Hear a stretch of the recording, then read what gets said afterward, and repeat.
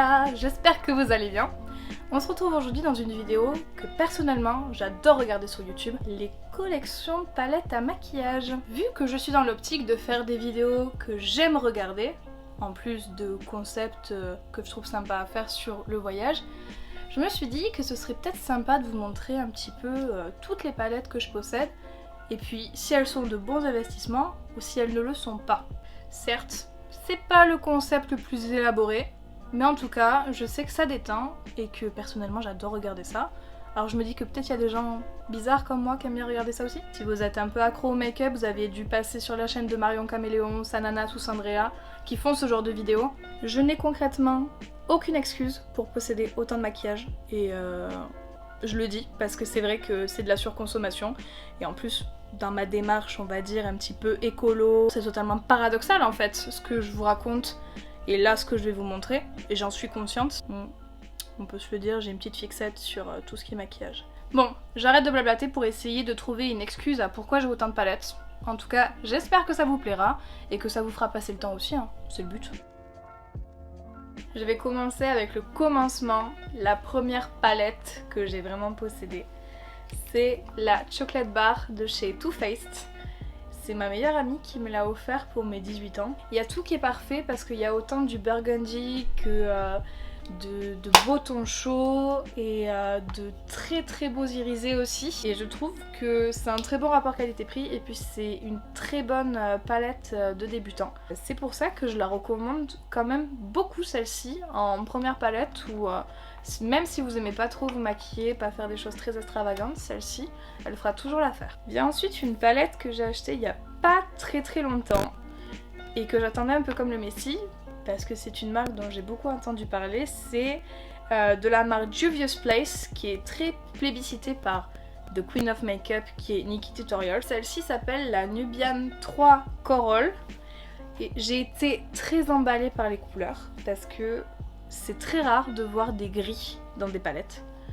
Et dans celle-ci, il y avait un gris mat, un gris un peu plus foncé, en irisé, et après des tons corail et des tons plutôt chauds. J'ai été un peu déçue. Après, je ne l'ai portée que 2 fois, celle-ci. Mais je l'ai portée pour un anniversaire en fait, et j'ai toujours l'habitude voilà, de mettre ma base dans toutes les circonstances. Et en fait là je trouvais qu'elle avait pas vraiment bien tenu le choc. Alors qu'en soi je suis restée dans un appartement toute la soirée, c'était en hiver, il faisait même pas chaud, enfin il n'y a pas trop d'explications à pourquoi elle a pas tenu. Donc c'est vrai j'ai été un peu déçue parce que bon en soi la palette est pas chère mais on a pris des frais de douane. Donc ça pour quelque chose qui est pas ouf, ça fait mal. Vient ensuite une de mes palettes préférées, une de mes make-up artistes préférées qui est donc Pat McGrath.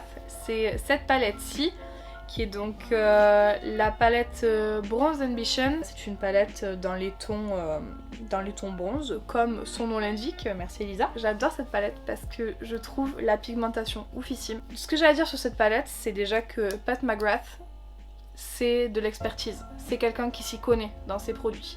Elle a été maquilleuse sur les runways, donc durant les Fashion Week. Elle a maquillé les mannequins, donc elle sait ce qui tient. Elle connaît la pigmentation et ça se ressent dans ses produits, que ce soit avec les rouges à lèvres, son fond de teint ou ses palettes. Voilà.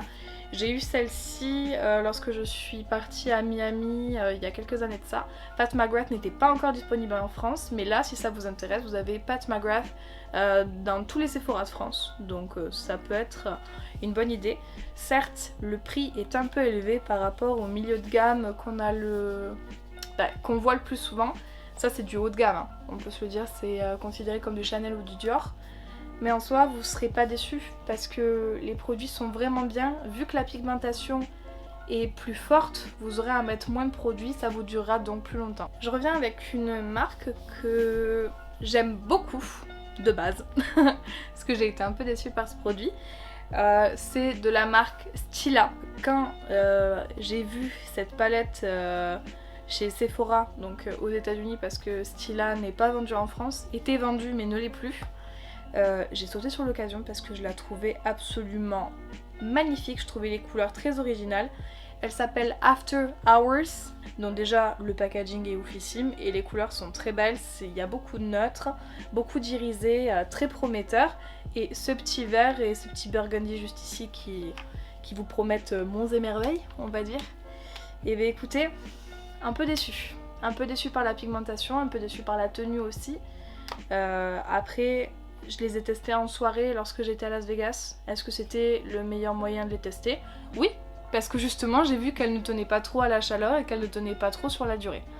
Donc c'est pour ça que j'étais un peu déçue parce que c'est quand même une palette qui est chère, une palette considérée comme un peu luxe et elle ne tient pas vraiment ses promesses. Venons-en maintenant à une palette de drugstore, donc palette de type supermarché. Qu'une youtubeuse m'a fait acheter. C'est une collaboration avec une youtubeuse anglaise qui s'appelle Roxy Saurus et c'est une palette qui m'a vraiment pas coûté cher. Au début je me suis dit oui bon c'est du drugstore donc ça va pas être ouf. Mais cette palette c'est une des meilleures que j'ai alors que je l'ai payée vraiment que dalle, comme quoi le prix ça veut rien dire. Hein. Je sais pas si vous voyez mais ce genre de teintes de fard sont très crémeux. Et sur la paupière ça donne un effet un petit peu mouillé, un petit peu hyper irisé en fait. Et c'est des fards qui se travaillent à la perfection, qui font vraiment un effet hyper cool. Et je trouve que les couleurs sont très originales. Vous avez quand même un espèce de vert d'eau hyper beau, un petit orangé et les rouges roses ils sont oufficiels. Celle-ci je la trouve vraiment géniale. J'avais jamais testé cette marque et là ça m'a pas déçue. On passe maintenant à la marque Morphe. Donc j'ai deux palettes de chez Morphe. J'ai déjà cette première qui est la première palette de Morphe en collaboration avec la youtubeuse américaine Jaclyn Hill. Il y a donc 35 teintes dans cette palette. La qualité est là, déjà, premièrement. Ça, vous avez compris, c'est très important pour moi. Vous avez autant des neutres froids que des neutres chauds, des irisés, de la couleur aussi avec des superbes bleus, un bleu roi, un bleu turquoise, un bleu vert d'eau, un pourpre. Et vraiment, cette palette m'a jamais déçue en termes de tenue, en termes de qualité. Et c'est une palette que je recommande aussi pour les débutants parce qu'elle est très facile à travailler et que vous avez une infinité de couleurs, vous avez quand même pas mal de couleurs. Donc vous pouvez faire des trucs très sympas avec cette palette. Et la seconde de chez Morphe que je possède, c'est la Fierce by Nature. C'est une des dernières collections que Morphe a fait. Elle est sortie en septembre 2019 et elle se présente comme ceci. Et c'est le genre de couleur en fait que je porte tout le temps. Donc avec des orangés, des rouges, vous avez des paillettes pressées juste ici qui sont oufissimes. Et tout ce qui est aussi marron, vous pouvez faire des smokies très noirs, très marronnés. Elle est hyper cool. Vous avez des touches de vert ici. Personnellement, les verts, je les ai jamais encore assimilés à un maquillage parce que je trouve pas trop comment les fondre, mais je les trouve super jolies après. Donc à voir, à travailler, j'ai pas encore eu le temps de me pencher sur la question. Mais c'est vraiment une très très belle palette de très bonne qualité et je la recommande parce qu'elle est très cool et pareil, rapport qualité-prix, Morphe c'est génial. On passe maintenant à une masterpiece de ma collection qui est d'une marque que personnellement je n'affectionne pas trop parce que je trouve que le style de leur palette et la pigmentation et la formule utilisée pour leur fard ne me convient pas personnellement. Et pourtant, ils ont sorti l'année dernière une collaboration avec HBO qui est donc la palette sur le thème de Game of Thrones. Donc pour moi c'est une palette collector concrètement, en bonne collectionneuse que je suis. Et j'ai craqué parce que je trouvais les couleurs vraiment très très belles. Et puis le packaging, enfin, on peut s'arrêter 2 minutes sur ce packaging. Déjà on ouvre, bon il y a un miroir, ça c'est très bien pour se maquiller. Il y a une petite citation de Daenerys et juste ici, bam, vous avez le trône de fer. Non mais, excusez-moi, c'est pas incroyable comme packaging? Je trouve ça incroyable. Et juste là, vous avez un petit tiroir qui vous amène à la palette en question.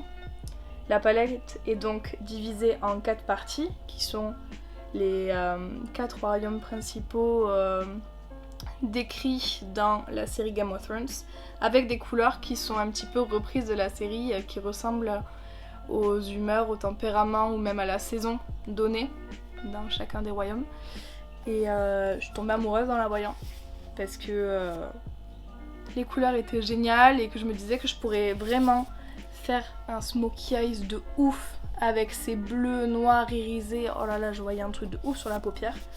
Et bah écoutez, une fois n'est pas coutume, Urban Decay m'a encore déçue puisque la pigmentation n'est pas là.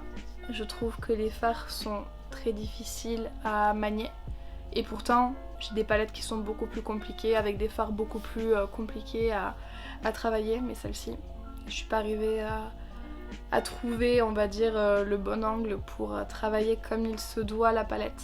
Je suis un peu déçue parce que je l'aime beaucoup cette palette, en toute honnêteté, mais je suis très déçue par les fards. Donc après c'est moi, hein, là je me suis laissée emporter par le packaging et pas forcément par le produit qu'il y avait à l'intérieur. Ça arrive, on se fait avoir une fois, 2 fois, 3 fois, puis après on se fait plus avoir. Il est maintenant temps de passer à la marque de make-up que j'ai le plus, que j'ai un peu en collection, entre guillemets, que j'ai commencé à faire il y a quelques années. J'ai une fixette sur Kylie Jenner et sur ses produits. Parce que je trouve déjà que la qualité de ses produits est géniale, contrairement à ce que d'autres personnes peuvent penser. Et j'aime bien le modèle un peu girl boss qu'elle véhicule, même si, certes, elle avait déjà de l'argent avant pour se lancer, mais en soi, on peut avoir l'argent et pourtant foutre en l'air son business. Il y a donc en premier lieu une de mes préférées qui est la Sleeping Pretty que Kylie a sortie pour la Birthday Collection de ses 20 ans. C'était donc il y a 2 ans. Et moi j'ai toujours trouvé ça marrant parce qu'on est nés la même année. On n'a pas la même vie concrètement, on n'est pas au même stade dans nos vies. Mais quand elle fêtait ses 20 ans, moi c'était l'année où je fêtais mes 20 ans aussi. Donc je trouvais ça cool. Bref. Celle-ci, donc c'est une de mes palettes préférées de chez Kylie Cosmetics. Déjà parce que je trouve l'harmonie de la palette hyper cool avec des neutres à tons chauds, des roses, il y a même des noirs, un bleu nuit qui est absolument magnifique et qui tire un petit peu vers le violet. Un espèce de duochrome pailleté avec des paillettes violettes alors que la couleur est burgundy. Enfin, cette palette je la trouve vraiment géniale en toutes circonstances si vous voulez faire des make-up de fête ou même du neutre, parce que du coup il y a pas mal de neutres quand même et pas mal de mat. Et la couleur qui fait toute la différence pour moi c'est celle-ci. C'est ce petit rose que je porte ici d'ailleurs avec une touche de violet parce que sinon c'était un peu trop flash. Et franchement c'est une de mes palettes préférées que je porte tout le temps. Et je sais pas si vous pouvez le voir mais là il manque un fard. Mais cette palette a une excuse parce que elle, je l'ai prise en voyage souvent. Toujours de chez Kylie Cosmetics, la palette qu'elle avait sortie pour Noël il y a maintenant quelques années de ça, c'est la palette Nice. Il y avait donc le choix entre la palette Naughty ou la palette Nice. Et je préférais vraiment beaucoup plus les tons de celle-ci parce que je trouvais les tons beaucoup plus intéressants. Et je sais que c'est bête d'acheter une palette selon une couleur qui vous plaît. Mais celle-ci, bon déjà il y avait pas mal de neutres donc je savais que j'allais l'utiliser. Et puis je suis tombée amoureuse de ce duochrome juste ici.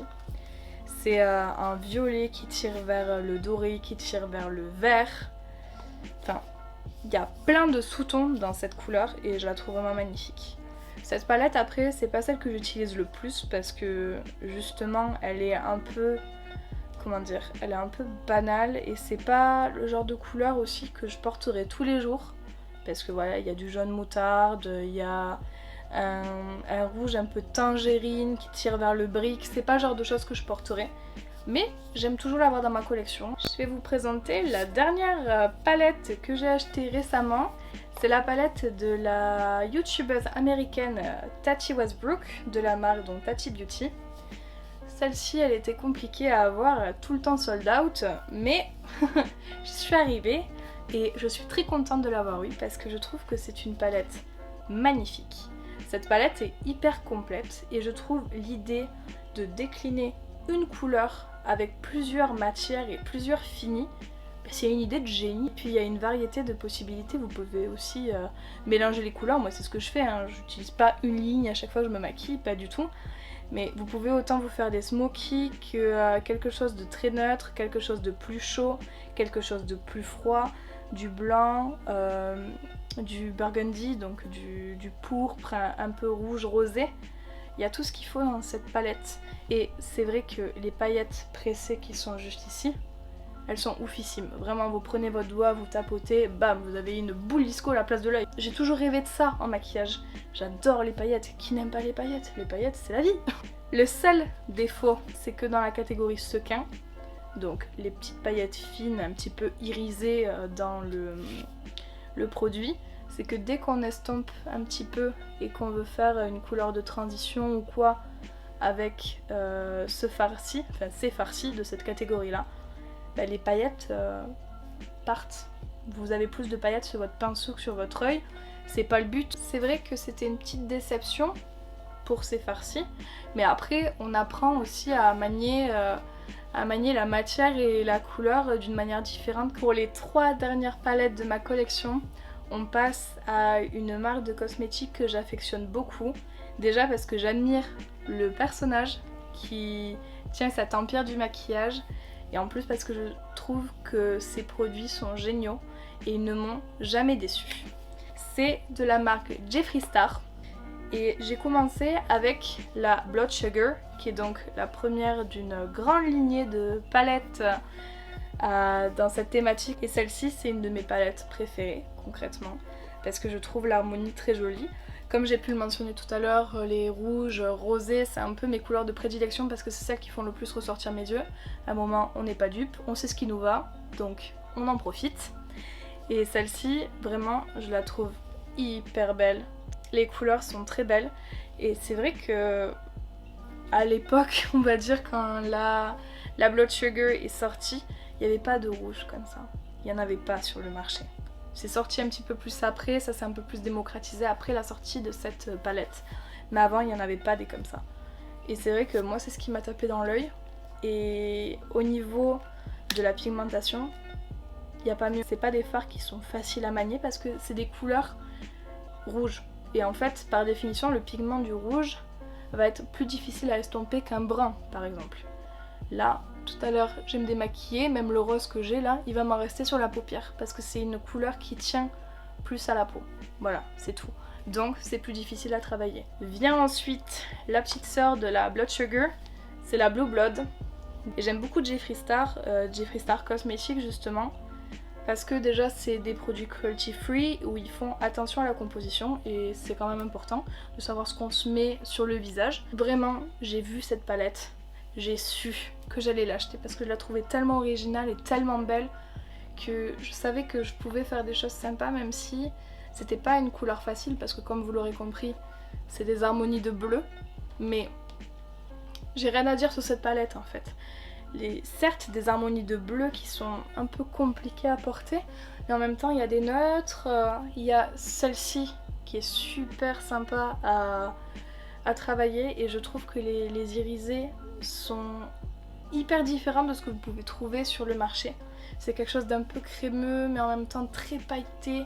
Enfin, c'est une formule qui est vraiment géniale et j'ai rien à dire sur cette palette. Bon, pareil, elle est pas hyper facile à maîtriser pour les débutants, je la conseille pas pour les débutants, mais elle est magnifique. Alors, celle-ci, au début, j'ai vu la campagne qu'a fait Jeffree Star, j'ai vu les photos, je me suis dit, pas mon délire, il y a trop de couleurs, non je l'achèterai pas celle-ci.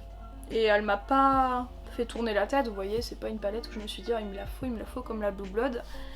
Et au final, en fait, au magasin, en swatchant un petit peu les couleurs et en regardant, je me suis dit mais c'est la parfaite palette avec que des couleurs. Quand on veut donner une petite touche de couleur à son maquillage, en fait il n'y a pas mieux. Et du coup c'est la Jawbreaker comme ceci, vous avez un grand miroir et là plein de superbes couleurs que vous pouvez agencer en fait avec des neutres, d'autres palettes que vous avez si vous en avez d'autres. Bon après voilà, c'est pas la première palette qu'il faut acheter concrètement, hein, acheter un truc plus neutre en première palette. Mais celle-ci, si vous aimez les couleurs, c'est une dinguerie, hein, regardez-moi ces couleurs. Là rien que je me dis, ce petit lilas là, j'ai des chaussures assorties. Est-ce que je vais tenter le fard à paupières assorti aux chaussures cet été?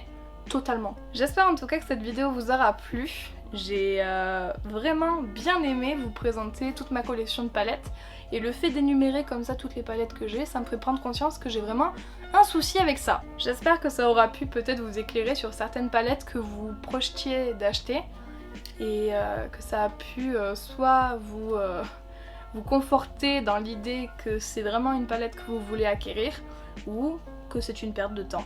Si cette vidéo vous a plu, n'hésitez pas à mettre un pouce en l'air, à commenter, ça me fait toujours plaisir d'avoir vos retours et bien sûr de vous abonner à ma chaîne YouTube. On se retrouve mardi prochain à 19 h pour ma prochaine vidéo. Bye bye. I'm seeing shimmers in this long-lasting dream. A made-up image, bringing back rivers.